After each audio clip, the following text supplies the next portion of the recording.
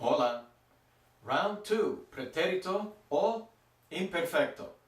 Let's look at some practical examples that might help us understand the context when deciding whether to use the Preterito or the Imperfecto in a sentence. Remember, this is tricky for English speakers. First example.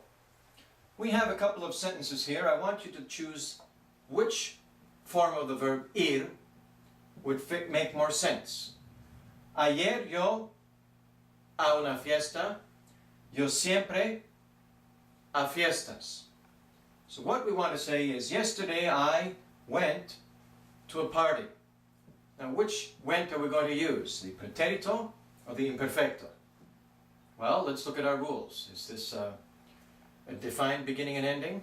Well, it does say yesterday. Is it implying that it's a completed action in the past? Well, I think so. So it has to be preterito. Ayer yo fui a una fiesta. Done deal.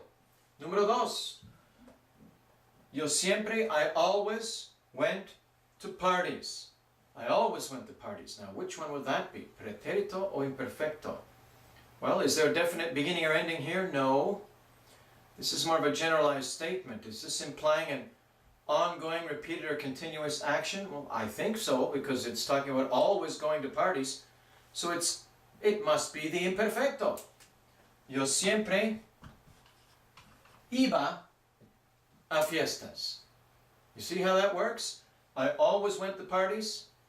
Yesterday I went to a party. In English you just say went. But in Spanish, depending on the context, you will have to decide which tense to use. Next example, número 3. Using the verb ver, ellos no la película el viernes pasado, ellos nunca películas. Well, the verb ver, to see. So in the past, they didn't see the movie last Friday. And here we have, they never saw movies. Okay, well, in English, there's not much difference. Well, let's figure this one out. Ellos no, they didn't see the movie last Friday. Well, which tense is that going to be? Is there a definite beginning or ending to this? I think so. Last Friday is a pretty well defined time period. Is that implying a done deal, an action that's completed in the past? I think so. So this one has to be preterito. Ellos no vieron la película el viernes pasado. What about number 4? Ellos nunca, they never saw movies. Well, is that a definite time? Or is that an open-ended kind of a sentence?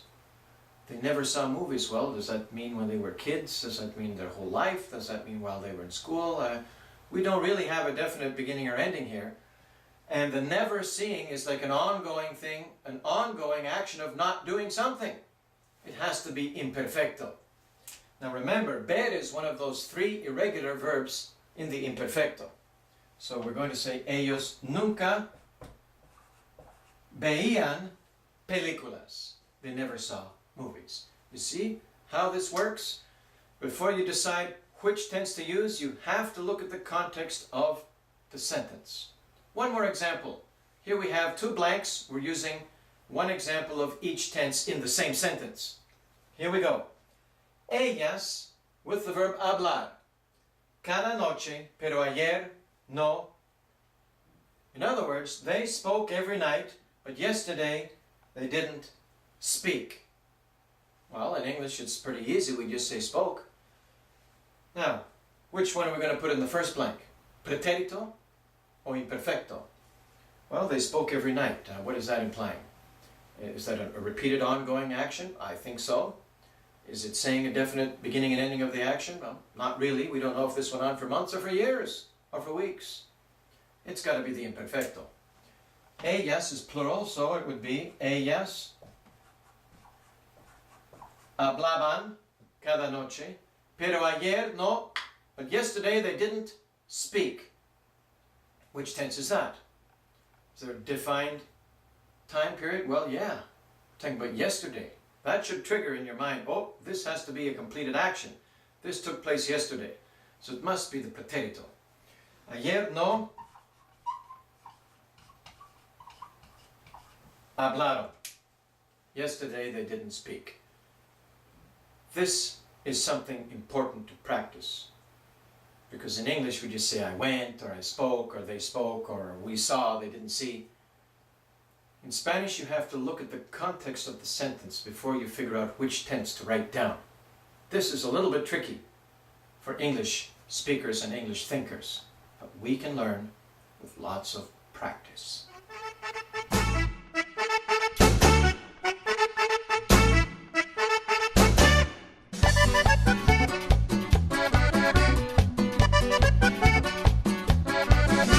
Qué rica está la manzana que cuelga de la ramita, se está cayendo de buena porque ya está madura.